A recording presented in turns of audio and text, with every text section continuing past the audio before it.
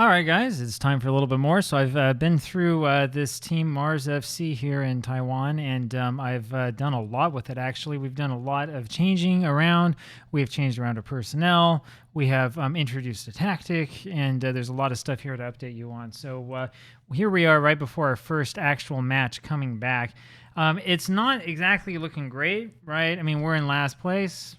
We need to get out of the relegation zone, which is 8th and 7th place. Our hope is that we can make up this gap of, not really 7, but more like 8 or even better, about 10, 11 points. And we don't have a whole lot of games to do it in. We've got 7 games to do that in. So, I mean, we'll see if we have success or not. You can see we have played a number of friendlies. The transfer window ended right here. Actually, it was on September 24th that it ended. And I came in, it was probably right around the beginning of September. I think I had about 2 weeks or so, maybe 3 weeks before the transfer window ended. And so we've been able to do quite a bit of work. As you can see here, we have had some success, some good matches. For example, the 7-2 win against Inter. Inter Taipei, but some of these were not all that great. We did play against Xiaodong University and lost 1-0. This is against a team that has no actual players. They're all grayed out. So, I mean, I don't know what happened to our team there. That's not a great sign. In terms of the tactic, we'll go straight to that. I use the same tactic. I haven't made any changes here at all to the tactic that I was using at Pansa. It's not because I expect us to necessarily dominate possession. Rather, it's because I think this is probably a good starting point, and let's see what we can do and if we have to make any changes. Again, we know from the friendlies that we had that this tactic can work, although I do think it sort of depends upon who we have playing for us and who it is that's going to be in the striker position. So that's really kind of the important thing going on. In terms of transfers, we have made a lot of transfers, and I mean, we brought in a whole bunch of players. All of these players we brought in from here on down to here. So 21 different people are people that I brought in. Some of these were free transfers for amateur players who I then released, but it wasn't that many of them. Most of them we held on to. As usual, the flag indicates that the person has injury problems or is inconsistent or hates big matches. Lin Kuan-de is back after being upset with me. He decided to sign with me again, which is good. He's not coming up here, though, as a superstar, which tells me that he's an exciting young prospect. It tells me that Taiwan's quality of play is much higher than American Samoa. Imagine that. So we have moved up in the world, which is hopefully going to be a good thing. We've lost a couple of people, but not really anybody of all that much importance. Most of these were people who we probably weren't going to spend much time playing anyways. I'm not going to worry too much about them. Although this one, I think this is one that I had purchased for Pansa FC, and look, he's over in Utule, and I wonder what would happen if we went over and tried to get this guy again. Anyway, there's a lot of stuff like that I'm looking into where I'm thinking, I wonder if we could jump over and get this person or that person. We're not going to do too much of that here, though. We do have finances on this club. We had a transfer budget of 50,000 euro. It's down to 44,000, so we didn't spend too much of it.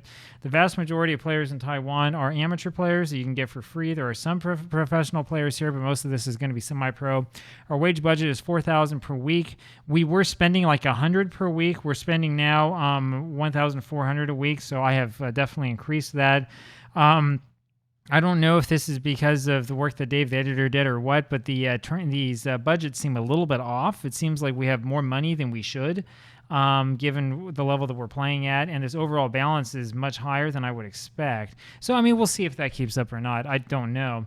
In terms of the actual squad itself, we probably are going to look here at the squad planner. This is probably the best way to look at this. We'll start from the bottom, which is what I like to do. Hong Wei Xiang, is the goalkeeper who was here when I came on. He really doesn't like big matches, which is something I'm concerned about. He also has not performed very well this season or last season. So I'm like, I don't really think I want to start him. I picked up this guy, Kenshin Katata, a Japanese goaltender who seems to have been doing a little bit better there for Athletic Club Taipei. And so, we'll see if Mr. Katata is able to do a little bit better in goal. He's going to be my starting goaltender. There are a bunch of these guys we brought on. This guy did not go to us. He went to Tai Power, so we can get rid of him. no need to worry too much about him. We only have 5 central defenders then in that case. We do have some other people who can play in the back. Not all of these guys are really that good. We did the best that we could. Mosa Samb is the one of these big star players that we picked up, and hopefully he'll be all right. We got him in from Senegal, and I think he's one that was recommended to us because I didn't do any of those like go raid the other amateur nations tricks or anything like that here. We played this mostly by the book. Rest of these guys I think are guys who were either here when I came on, like this guy Tsai Yuting, or this guy Xie Penglong. Yeah, he was also here when I got on. So there's going to be a whole bunch of guys out there like that, and then you can see might not have the required ability or potential. So right away, we're running into guys who are probably not that wonderful.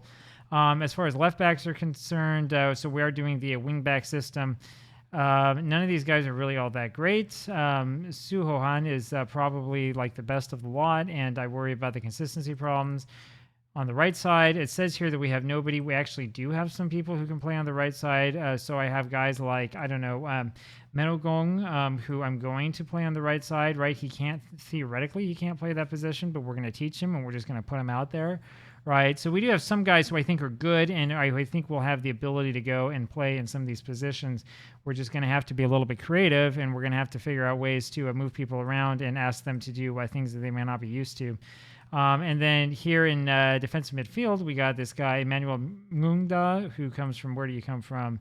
Come from Tanzania. I actually wasn't looking for a defensive midfielder, but he popped up, and I thought, okay, we'll take some of that, might as well. Shu Jirwei is another person who I think was here before. And again, I mean, there are problems with these guys with inconsistency. It seems to be a common problem here, but this is because we haven't done a whole lot of scouting. Once we do some real scouting here and figure out what's going on, we should be able to find some of the guys who are not so inconsistent. One of the bigger names that I got was this guy, Li Mao, who is on Taiwan's national team. He came over from Hangyuan, and he hasn't really been doing that well there, but he is definitely a star player who is in his prime years. Fringe player is what they're calling him. He's technically a striker. I'm going to play him here in the attacking midfield role along with Lin Guanda, and we just looked at Lin Guanda. Of course, we know that he was over at Pansa. And then here up front, so yeah, Li Mao can play up front, of course. We have this guy, Mark Fenelus, who was listed as the best striker in the country. And I'm not entirely certain why, because he didn't have a whole bunch of goals here leading up. But in the past, at least, he's had the ability to score. We'll see how he does. If he doesn't really do that well, we'll get rid of him, or we just won't play him that much. He's on like a 4-month contract, so it's not like we're really like tied to this guy. Actually, it's this guy, Chen Yuchun, who's done fairly well in these friendlies. I mean, fairly well. I guess this isn't really that great, but 6.7 in one of those matches, so that's okay. And then Wu Yongfu, I think he is. I think he's actually on the. Yeah, he's on the under 18 teams. We won't worry too much about him. I think Li Mao has been the one who the computer has had playing up front in the matches that we were dominant in. So anyway, we'll see what happens. We'll see how badly the lack of consistency really hurts us. Again, I'm not really that worried. I want to just try to make sure that we're not in the relegation zone, that we move up. Our next match, which will be tomorrow morning, is against Taichung Futuro, who are probably going to win the league. And so, I mean, we'll see how we do. Another thing here to look at, and I don't know if this is a great piece of evidence of my transferability or not, but another thing here to look at is our season preview, right? You can see here in the season preview that we are picked to finish in third place in terms of likelihood of actually winning the whole thing. And this is because I went out and literally just started signing players here from the key players list and here from this list, right? That's basically what we did, right? And, I mean, what I did essentially was I would go see a player like this. I would say, okay, Khan, you look all right. We're going to make an offer, suggest terms. Usually would be 0. It works, finalize deal. And then see if they're willing to sign for us once that comes up. And that was about it. That's the extent of what I did. We didn't do very much scouting. I didn't really tell the scouts to go look for a player or a specific position or anything like that. We have not really, in that sense, really seriously started this. And sort of what happens in this save depends upon what happens here in the competition. I mean, if we get a couple matches into this and we've lost a whole bunch and I can tell that it's not going to happen, I mean, I don't know if there's a lot of places for me to like jump to from here, but we're not going to make a whole bunch of long-term plans. If, however, we end up doing well and we end up somewhere in mid-table, then we can start planning for next season, see if we can't win a league, see if we can't get into whatever competition Taiwan goes into. So we can actually look that up here.